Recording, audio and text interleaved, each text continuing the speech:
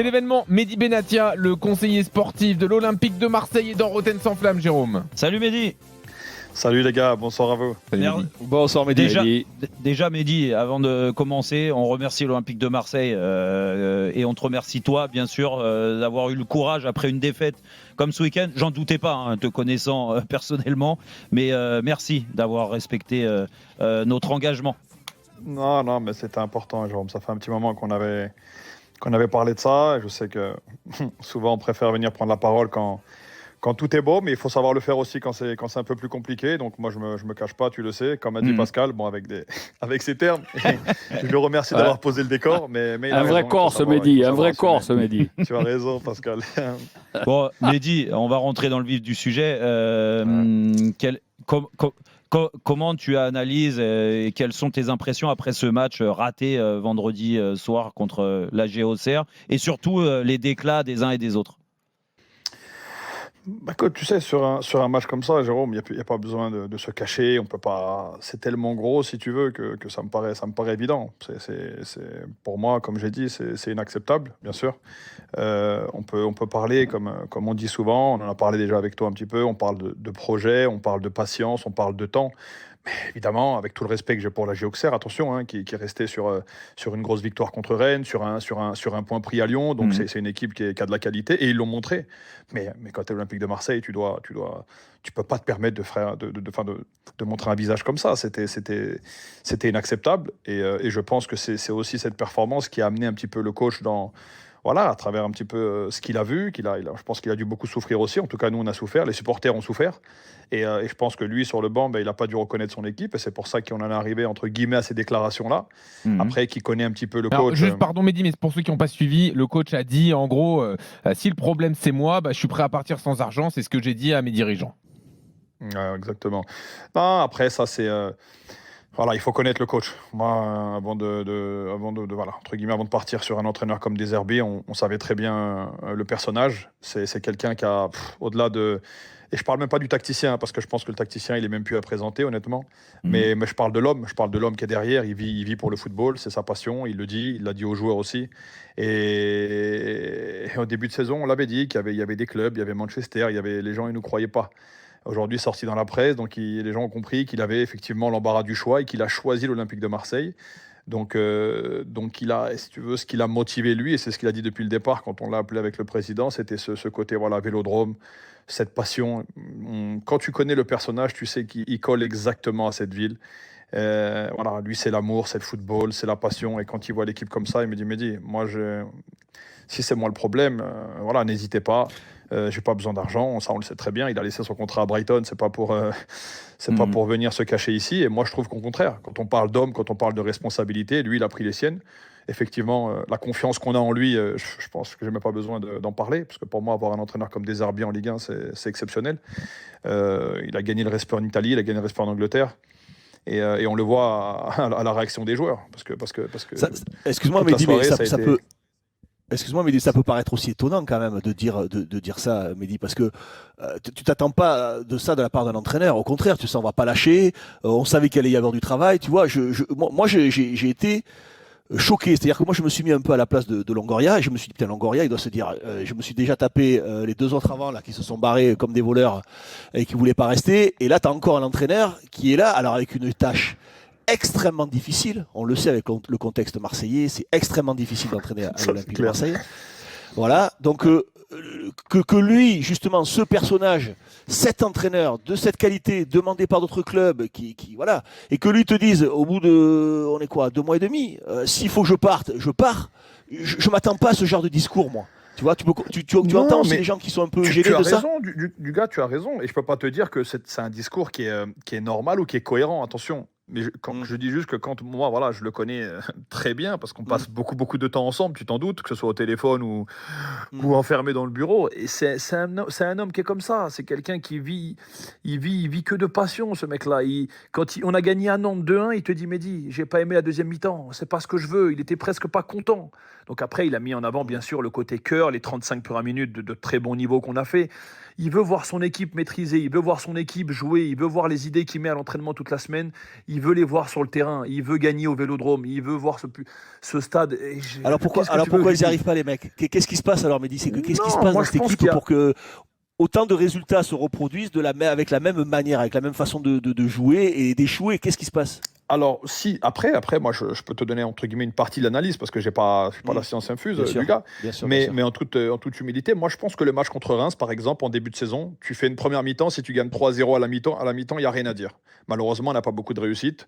On fait un très mauvais quart d'heure, on prend 2 buts, et tu vas égaliser 2-2, si tu te souviens, en début de saison. Bon, ça, pour moi, je ne suis pas affolé, c'est le début de saison, je me dis, écoute, on parle de temps, de patience, et on est sur le fameux projet où il faut, voilà, l'équipe, il y a 12 mecs nouveaux, il faut aussi que ça prenne, etc. Ça, c'est normal.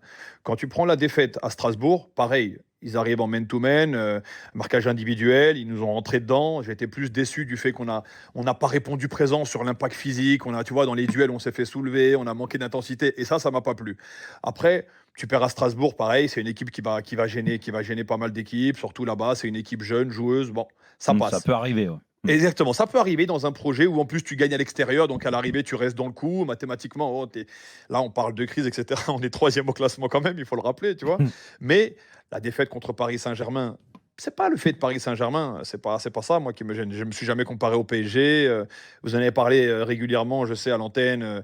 Oui, sur le début de saison surtout. Et en début de saison, parce qu'on a fait un mercato, voilà, les gens ils te disaient ils vont aller titiller. Il y avait Jérôme qui disait non, bon ça c'est son côté parisien, mais non, mais il a raison. Quand tu parles de jeune équipe avec beaucoup de nouveaux, tu peux pas aujourd'hui venir et te dire on va marcher sur la. Mais c'est pas du tout notre idée.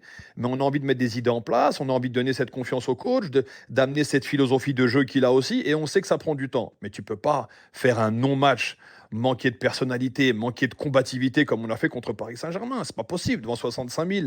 Ça, c'est inacceptable. Et ça, je vais pas te dire que je peux le comprendre. C'est pas vrai. Je le comprends pas, ça. Et je le comprends surtout, jamais. Il y a 10 points perdus au Vélodrome depuis le début de saison. Mais surtout, Mehdi, j'imagine quand même que, bon, toi qui vois toutes les séances d'entraînement, ce qu'il demande, t'as quand même envie de le soutenir de ce côté-là, parce que, à mon avis, c'est pas ce qu'il demande sur les entraînements et qui se répète comme ça au Vélodrome. Donc, exactement. Et c'est là, Jérôme, où il faut travailler. Parce que moi, je vois toutes les séances, effectivement. Je vois toutes les séances. Et je vois, par exemple, comment on a préparé la semaine de Paris. C'était avec un pressing très haut, avec de l'intensité à la perte de balle, avec les petits marquages préventifs, etc. Sur les. Enfin, il y avait tout en place. Et là, c'est tout l'inverse. là-bas, tu fais 20 minutes, il n'y a rien du tout. Il n'y a rien de tout ça. On avait prévu de jouer sur les latéraux, passer, aller de l'avant, aller créer le surnombre sur les côtés, parce qu'on sait qu'ils aiment bien attaquer leurs latéraux, mais ils aiment un peu moins défendre. À l'arrivée, t'arrives, il n'y a rien. Je crois que tu fais 3 fois. Enfin, même dans l'intensité, dans l'engagement, on n'y est pas. Tu sais très bien qu'on a un public de connaisseurs, parce que c'est la vérité. Marseille, on va te dire oui, mais ils sont un peu dire non, cette année, je peux te garantir qu'ils ne sont pas durs du tout. Ils sont exigeants, c'est normal, ils veulent. On a eu record d'abonnés cette année, on a fini 8e, Jérôme. Oui. Tu vois ce que je veux dire? Ça veut dire que les gens, ils sont derrière toi, les gens te soutiennent. Tu vois le soutien qu'on a. Là, même 3-0 à la mi-temps, on te dit oui, mais il y a des supporters qui ont quitté le stade. D'accord, mais les virages, ils étaient là, les virages, jusqu'au bout. Et ils ont chanté. Et donc rien que pour ça, déjà, tu te dois de montrer un peu plus. Et le coach, il souffre parce que c'est pas son équipe, il reconnaît pas ça. Après, je te dis pas que les déclarations sont justes. Là, on voit que Roberto, il est un peu comme ça, il est un peu excessif, il est un peu impulsif, il est est un peu sanguin, comme nous tous. Ouais. Exactement, il est sanguin. Mais voilà, on reprend, tu verras demain à la reprise, ça va repartir. Et il sait très bien que pour nous, en tout cas, il n'y a même pas de discussion. C'est l'homme de la situation. C'est un mec en or. Et moi, je retiens plus le côté, voilà, c'est pas avec Roberto, tu n'auras pas le oui, mais je m'en vais, c'est moi le problème. Mais par contre, il faut qu'on s'assoie, qu'on trouve un arrangement. Non, ce mec-là, il vit pour le football. Mehdi, excuse-moi, comment tu as fait pour le recruter, pour qu'il puisse venir à Marseille? Comment tu as fait et sur les 3 ans, qu'est-ce que vous comptez faire? Et juste autre chose, les vraies valeurs. Les vraies valeurs, c'est le public. Tu as joué à l'OM, Dugue, tu as joué à l'OM, j'ai joué à l'OM dans les 3 ans où on a, soi-disant, écrit l'histoire. Mais nous, quand on arrivait aux entraînements, les gars, ils étaient là, on n'avait pas des vitres fumées, on s'arrêtait, on descendait faire des photos, on côtoyait le public. Aujourd'hui, les joueurs ne côtoient plus leur vrai public. Et à la fin, ils en ont peur. Le Vélodrome, si tu n'as pas, comme j'ai dit tout à l'heure, qui arrive à l'OM avec tes ronronnes, si tu n'as pas ça, et si tu n'as pas les hommes qu'il faut pour jouer au Vélodrome, à l'extérieur, oui, tu peux appliquer ton jeu gagné parce que tu as une très très bonne équipe. Et je dis qu'à la fin, on payera les musiciens, c'est d'être champion. Parce que Paris, faites-moi rigoler, ils sont d'accord. Mais bon, si tu perds plus, tu vas passer devant. Alors attends Pascal, Voilà, Mehdi. on va rester sur la relation avec le public et le Vélodrome et après on fera de Zerbi comment vous avez fait Mehdi pour le recruter. Mais d'abord sur ce que dit Pascal sur le lien avec le public et les difficultés au Vélodrome. Moi, je trouve que c'est super intéressant ce qu'il dit Pascal. Je sais pas, après enfin, un petit peu les règles en France par rapport à la sécurité, ça je connais pas. Moi, si je peux choisir et si on me demande si je peux faire tous les entraînements ouverts au public, etc., pour moi, c'est magnifique parce que tu fais ce métier pour ça.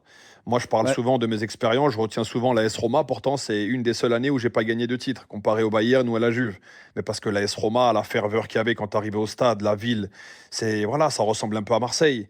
Ça ressemble un peu à Marseille et je pense qu'au lieu d'être un frein ou de jouer avec le frein à main, ça doit être une motivation incroyable. Et c'est un petit peu le discours qu'on a avec les plus jeunes, avec les nouveaux, avec ceux peut-être qui souffrent un petit peu plus. Parce que la vérité, quand tu regardes l'équipe de ce week-end, je suis pas sûr que ce soit que ça le problème en vérité. Parce que, comme je dis toujours, si on parle purement tactique, on va parler que football. Ok, t'as du mal sur la nouvelle philosophie de jeu. On est un petit peu brouillon à domicile parce qu'on doit faire le jeu. À l'extérieur, t'as une équipe qui vient pour jouer avec des idées. Et on sait très bien qu'en transition, on fait mal avec Greenwood, avec Rowe, avec Luis Enrique, etc. D'accord. Tu peux donc à chaque fois que tu as le ballon, faire un petit peu ce qu'on appelle du handball parce que c'est un peu stéréotypé. T'arrives pas à trouver la frappe, t'arrives pas à trouver la passe qui fait mal. Mais ça veut pas dire qu'à chaque fois qu'il y a une contre-attaque, tu dois prendre but. On est où là C'est pas normal ça. Ça, c'est pas la pression. Ça, c'est un manque de concentration. C'est un manque d'agressivité. Si t'es pas agressif devant 65 000, tu vas être quand agressif en vérité. C'est pas normal ça. Mais Mehdi, j'étais au match. Ça te prouve cette fébrilité de les défenseurs de remettre en touche, même en touche avec les mains, tu n'arrives pas à mettre le ballon où il faut. C'est qu'il y a vraiment un truc alors qui ne va que, pas. Mehdi, le Vélodrome, le public, la passion, c'est ce qui vous a servi à convaincre De Zerbi. Comment ça s'est passé cet été Bien alors, sûr, pour pour répondre à la question. Bravo, Jean. Non, écoute, moi j'avais déjà le contact avec Roberto, donc on était déjà régulièrement en discussion. Ça a toujours été un entraîneur que j'adore. Il y avait Manchester sur lui, hein, il l'a confirmé. Ah oui, il y avait Manchester sur lui. Moi, ça, je le savais très bien. Et lui, de ce qu'il me dit, en tout cas, moi, il a aimé le côté qu'on a, voilà, la façon d'aborder avec Pablo, c'est-à-dire le respect qu'on lui a montré. Quand on parle d'amour, voilà, on lui a vraiment montré à quel point pour nous c'était important de repartir avec lui. Du moment où on a su qu'il était sur le marché, en tout cas, qu'il allait résilier, tu te doutes bien qu'on a sauté sur l'occasion. Au départ, j'y croyais pas trop et je lui ai dit. Moi, j'étais rentré à Dubaï à ce moment-là avec la famille. Je lui ai dit, écoute, coach, il devait être 18h quand je l'ai appelé. Je lui ai dit, écoute, j'ai un avion à 23h30. Si tu veux, demain matin, je suis à Milan et je viens te voir. Il m'a dit, non, mais dis rien que tu me le proposes déjà, c'est énorme. Ensuite, il connaissait déjà Pablo. Ils avaient beaucoup de respect l'un pour l'autre. Donc ça a été facile. Et après, voilà, je pense que dès qu'on lui a parlé Marseille, on lui a expliqué ce projet. Pablo a pu lui mettre sur la table aussi toute l'idée qu'on avait autour de lui. Et tu voyais un mec qui était à l'écoute. Tu voyais qu'il avait besoin de cette passion-là. Parce que c'est lui, il est comme ça. Il avait joué en plus en Coupe d'Europe. Tu sais que dans la même année, on l'avait l'année dernière en Europa League, on avait joué contre lui. Donc, si tu veux, il savait un petit peu voilà, le stade, l'ambiance qu'il attendait. Et moi, depuis le départ, c'est ça. Il te parle du Vélodrome et tu sens que c'est ce qui lui manque. Et tant qu'il n'aura pas l'équipe qui joue, alors je te dis pas qu'on va gagner tous les matchs, mais qui joue avec avec une passion, et l'objectif, c'est ça. L'objectif, c'est de donner à cette équipe, donner à ces joueurs-là, allez, 40%. 40% du caractère du coach, 40% de cette envie qu'il a de jouer au football, 40% de cette personnalité, pour pas dire le mot que Pascal a dit. Si on a ça, je peux te garantir qu'on n'ira peut-être pas titiller Paris, mais en tout cas, on sera dans l'objectif et qui est d'entrer en Ligue des Champions. Et donc ça fait partie forcément du projet de 3 ans que tu lui as vendu pour le convaincre aussi. Est-ce que tu peux nous le détailler, ce projet de 3 ans, en fait, Mehdi ? C'est-à-dire détailler. Le détailler, tu veux arriver à. Alors moi, je suis assez d'accord avec toi sur un projet de 3 ans parce qu'on a été dans un vestiaire et un groupe, quand il reste soudé, il peut se révéler plein de choses dans un groupe comme ça, la progression de certains joueurs, la complicité sur le terrain, mais surtout en dehors du terrain aussi, et que donc 3 ans, tu peux tirer le max d'une équipe. Mais qu'est-ce que tu veux ? C'est quoi un projet de 3 ans en fait ? Jérôme, le projet de 3 ans, c'est chercher à tout niveau du club l'amélioration, dans tous les niveaux. Le truc, c'est que quand tu es à Marseille, tu sais comme moi, c'est comme Lyon, Paris, c'est des clubs où 3 ans, mais tu n'as pas 3 ans. Ouais. Il ne faut pas attendre 3 ans pour rentrer en Coupe d'Europe. Ouais. Exactement, c'est pour ça que nous, on est parti sur des mecs, pas mal relativement jeunes, comme le petit Koné, comme Wai, comme Greenwood, Rowe. On a pris des mecs de 22, 23 ans. On sait très bien que c'est des joueurs qui ont beaucoup de qualité, qui sont peut-être pas, ou quand ils sont venus chez nous en tout cas, qui n'étaient pas totalement finis, parce que sinon, un Rowe, s'il se blesse pas l'année passée en championship, peut-être que on peut peut-être jamais le ramener. Greenwood, peut-être que si ça se passe comme ça doit se passer pour lui, il ne vient jamais à l'Olympique de Marseille, etc., etc., etc. Donc en vérité, on est parti sur des joueurs qui avaient montré déjà énormément de qualité, beaucoup d'atouts. Et on a ramené des Holzberg, on a ramené des Rulli, on a ramené Rabiot, des mecs qui ont une certaine expérience, pour ne citer que, pour encadrer un petit peu ces mecs-là. Maintenant, comme je te répète, quand tu es à Marseille, tu sais très bien que oui, on va essayer d'être patient parce que c'est le but. Le but, c'est pas de changer comme on nous le reproche souvent à Marseille ou même avant que moi j'arrive au club, etc. Non, mais c'était le cas, souvent, c'était le cas avant. Oui, mais Jérôme, pourquoi aussi? Regarde, on va prendre un exemple. On parlait des supporters de Marseille, et je le répète, je connais très bien cette ville. Je suis arrivé à 15 ans à Marseille. C'est un public de connaisseurs. Les gens, ils parlent que football, ils vivent pour le football. Et Dugas et Pascal, je pense que vous le savez. Donc, qu'est-ce qui se passe? Tu arrives, tu fais signer Wai. Le premier match, il n'a pas beaucoup de réussite. Il rate 2-3 occasions contre Reims. À l'arrivée, il sort à la 75e sous les sifflets, malheureusement. Mais nous, on l'a signé 5 ans, Wai. Tu vois ce que je veux te dire? Mais ça, tu vas pas changer. Parce que le public marseillais, il est comme ça. Il te donne beaucoup, mais il attend, c'est normal. Mais j'ai une dernière question sur De Zerbi avant de passer à autre chose. Qu'est-ce qu'il a de plus que les autres? Puisque vous avez connu beaucoup de grands coachs, beaucoup de grands clubs. Qu'est-ce que lui, il a de particulier? Parce que pour l'instant, sur le début de saison, on ne voit pas vraiment la patte de Zerbi. La patte des Zerbi était quand même dure parce que l'année dernière, on était meilleur à domicile. À l'extérieur, on était la pire équipe après Clermont-Ferrand, qui est descendu. On devait. Non, on voit de meilleurs résultats. Mais la patte d'un entraîneur. Tu vois une équipe quand même qui marque des buts. Même si tout se passe pas bien, on marque des buts. Je crois qu'on était la deuxième ou troisième meilleure attaque du championnat. Alors oui, on n'a pas ce fond de jeu que lui, il rêve de mettre en place. Mais je pense que il a une idée de football. Il a tout le temps cette recherche de supériorité au milieu, de trouver le joueur libre. Et après, tu vas me dire, Pep, il est pareil. T'as Arteta qui joue un petit peu. Bielsa qui était comme ça. C'est des mecs qui ont une idée de jeu qui est bien prononcée. Lui, ce qu'il a, je pense, par-dessus tout, c'est la passion. Moi, j'ai jamais vu un mec qui arrive à 8h au bureau, qui repart à 23h. Parfois, il m'appelle, il est 23h, il est encore au bureau. Il me dit non, ce soir, je dors à la commanderie. Tu vois, moi, c'est ce côté-là que, au-delà de l'entraîneur et de la personne que j'aime, beaucoup même, c'est ce côté-là professionnel, ce côté. Là-dessus, pendant le mercato, c'était 3h, 4h du matin, il était joignable encore. Tu vois, c'est un fou du détail. Et moi, personnellement, j'aime ça. Moi, j'aime ce genre de mecs qui vivent pour le football. Et comme il a dit, il n'est pas là par besoin, lui. Il n'est pas là. C'est pas un besoin d'être là ou de travailler. C'est pas ça. Il est là parce qu'il a envie de réussir ici. Il a envie. Et moi, c'est le côté-là qui me fait plaisir. Mehdi Benatia dans Rotten sans flamme, le conseiller sportif de l'Olympique de Marseille. Mehdi, on a beaucoup parlé de Zerbi et du début de saison de l'OM. Et c'est passionnant. Mais on va parler de ton bilan aussi. On va en profiter. Pourquoi déjà tu es venu à l'OM, même s'il y a une histoire avec l'OM, tu n'avais pas besoin d'oseille, tu aurais pu rester à Dubaï ou à Marrakech. C'est quoi qui t'a plu dans le... L'OM était 8e à l'arrivée de Mehdi. Ouais, dans ce projet-là, sachant que tu es bientôt en fin de contrat en plus. Ouais. Écoute-moi, Jérôme, tu sais, on parle de passion. Je pense que tu peux demander à Pat, on a pas mal de gens en commun. Moi, c'est toujours ce football qui m'a animé. Comme je dis toujours, le football, il a un petit peu, il faut le dire, il a un petit peu changé nos vies. Parce que sans le football, on ne sait pas ce qu'on aurait pu devenir. Moi, en tant que joueur, j'étais comme ça. Je m'intéressais déjà, entre guillemets, au transfert. Je m'intéressais un petit peu à la relation avec les coachs, avec les directeurs sportifs. J'ai toujours été proche de mes directeurs. C'est quelque chose qui m'a toujours intéressé.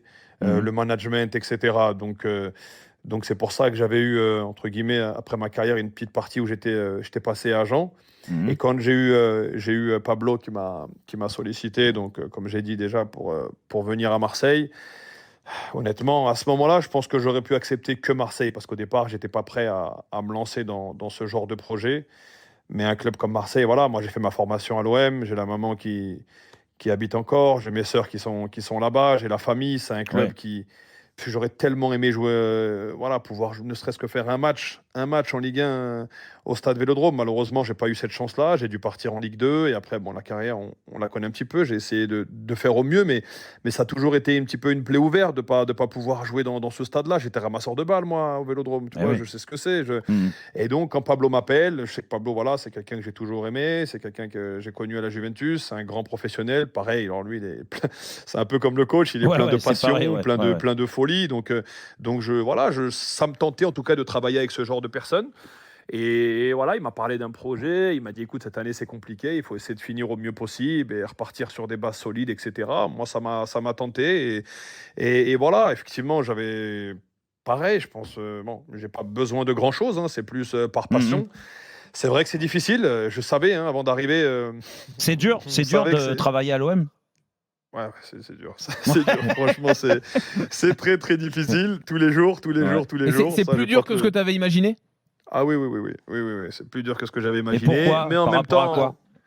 Non, c'est global.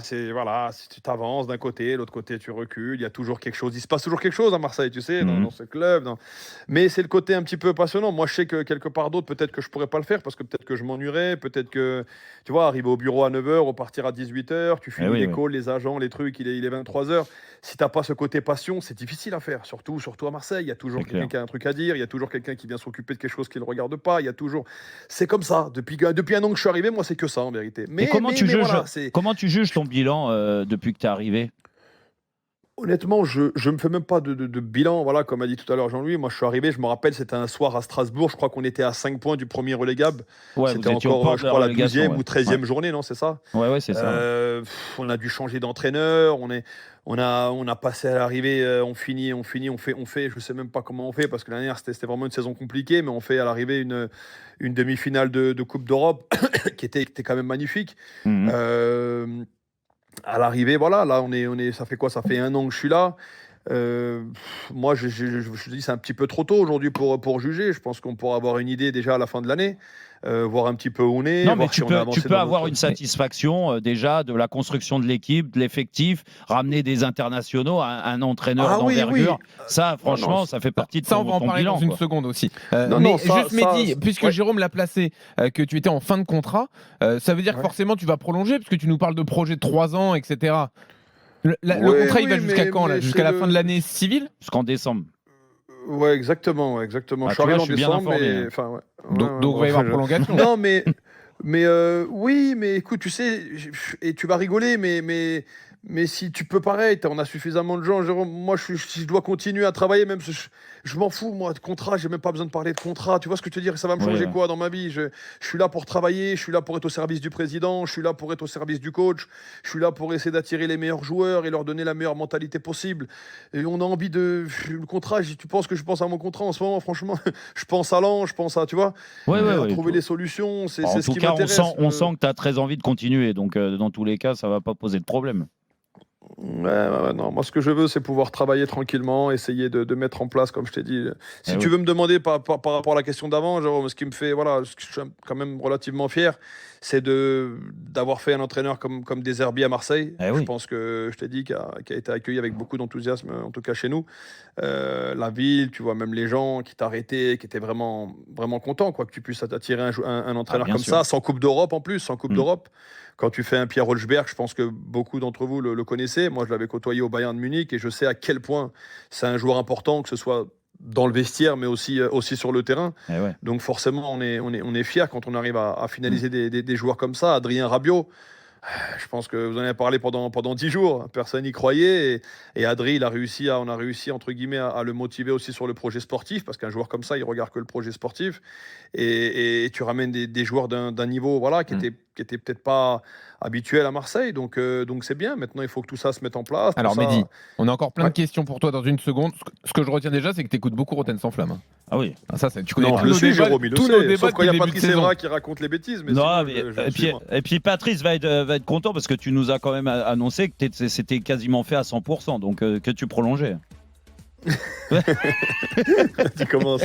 Non mais Patrice, il dit pas de bêtises, il dit juste qu'il faut prendre Pogba à Marseille. C'est pas des bêtises, ça. On en a déjà parlé. Paul, il sait ce que je pense de lui. Pour moi, c'est un top joueur. Malheureusement, il a eu cette suspension qui nous a fait beaucoup de mal en tant que passionné de football parce que c'est un joueur qu'on a envie de voir sur le terrain. Mais pour l'instant, c'est un joueur de la Juventus, donc. Non, bien sûr, on sourit. Ouais, Mehdi, on a beaucoup parlé de ton bilan, de Zerbi et tout ça. C'est quoi, en gros, quels étaient les objectifs lancés aux joueurs pour cette saison ? Ça serait quoi une saison réussie ? Un bon parcours en coupe, parce que c'est important. Ça peut quand même te permettre de ramener un trophée. Et quand tu vois la grandeur, entre guillemets, de ce club et la passion qu'il y a autour, ça fait trop d'années qu'on n'a pas eu la chance de soulever un trophée. Donc, c'est pas négligeable. Et puis, une qualification en Coupe d'Europe, en Ligue des Champions. Je pense c'est ce que j'ai dit au départ. Un club comme l'Olympique de Marseille, il se doit d'être régulièrement ou d'être 2 fois sur 3, on va dire, minimum en Ligue des Champions. Parce que, franchement, il y a tout en fait dans ce club, dans cette ville pour jouer la Coupe d'Europe. Là, je vois une semaine sans Coupe d'Europe à Marseille, c'est pas une semaine normale. Ça, c'est pas. Il y a eu une grosse faute, on va dire, la saison passée. Bien sûr, on essaye de laisser ça derrière et de repartir, mais ça manque trop à Marseille, la Coupe d'Europe. Donc c'est la Ligue des Champions, mais voilà, on sait que ça va être difficile. Il y a tous les gros derrière. Lille qui a une très belle équipe, Lyon qui revient, il y a Lens qui est pas loin. Donc c'est bien, c'est ça l'enjeu. Ouais, bon. Moi, Mehdi, excuse-moi. Excuse-moi. Je pense que vous pouvez atteindre cet objectif-là fixé par le club. Moi, je pense que ce sera difficile sans un défenseur. Je pense qu'il vous manque un défenseur, notamment un défenseur central.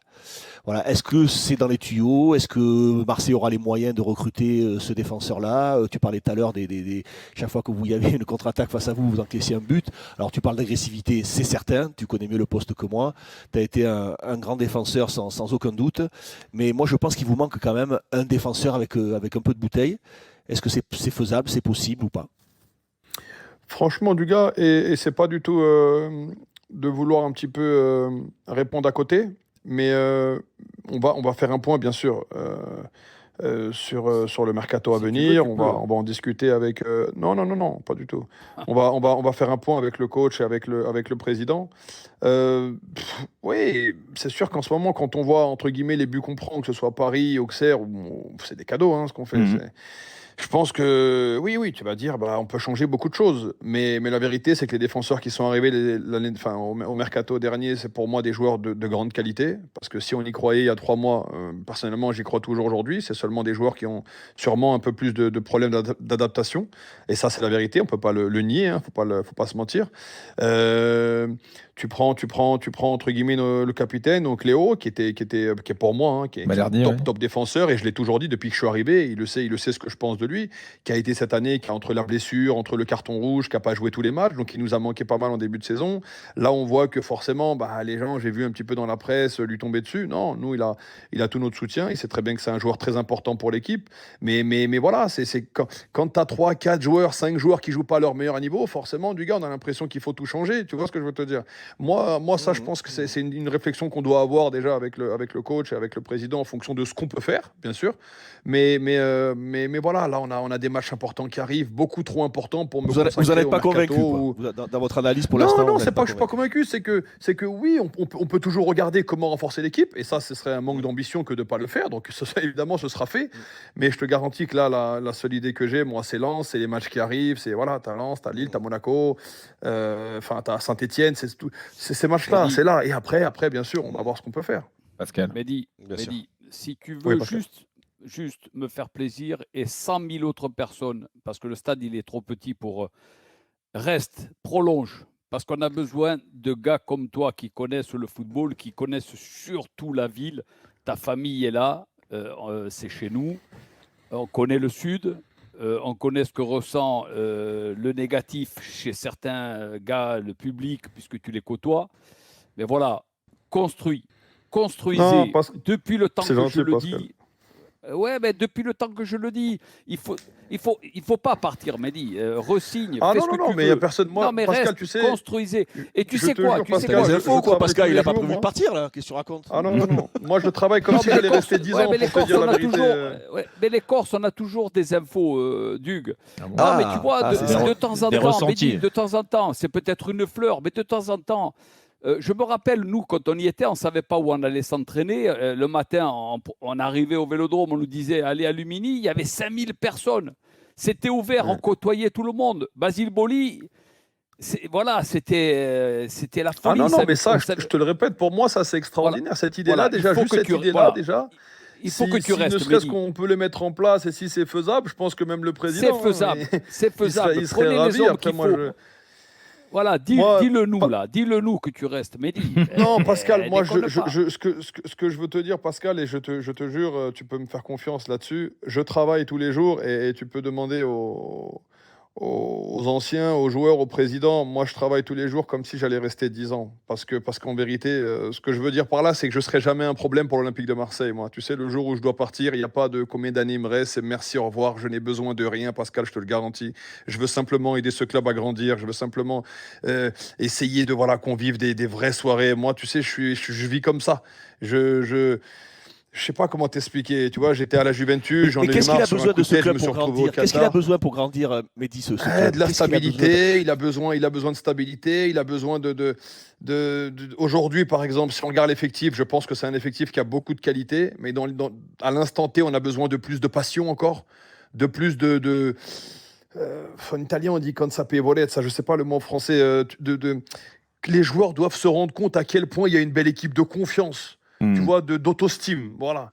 Tu peux pas arriver et parce que tu joues un tel ou un tel au Vélodrome et commencer à reculer. Pourquoi C'est ça que le coach a envie de mettre en place. Le coach, combien de fois je l'ai entendu dire à la mi-temps, les gars, jouez de l'avant, Mais est-ce que ça existe Je encore? veux Est-ce des que ça mecs qui existe ratent. encore, ces joueurs dont tu parles, Mehdi? Est-ce que ça On va les existe trouver, encore? du gars. Si c'est pas là, ben ce sera ouais, en non, mais janvier. parce C'est que- pas en janvier, parce c'est que en tu- juin. On veut. C'est ça le truc, tu vois, tu parles de joueurs de caractère qui venaient alors qu'ils étaient peut-être moins talentueux, peut-être, j'en sais rien, mais même s'il y a eu d'énormes joueurs à Marseille, mais qui avaient un sacré mental, qui avaient une sacrée envie, qui avaient une fierté aussi qu'on pouvait parfois Ouais, accuser bah, d'être c'est un peu exactement prétentieux, ce qu'on d'être a un peu envie de- arrogant, c'est être un peu, exactement. voilà, te regarder de haut. C'est un peu ça, tu vois, qui manque peut-être à ces joueurs-là. Qui ont C'est certainement du talent, mais exactement c'est ce pas qu'on a suffisant. envie de.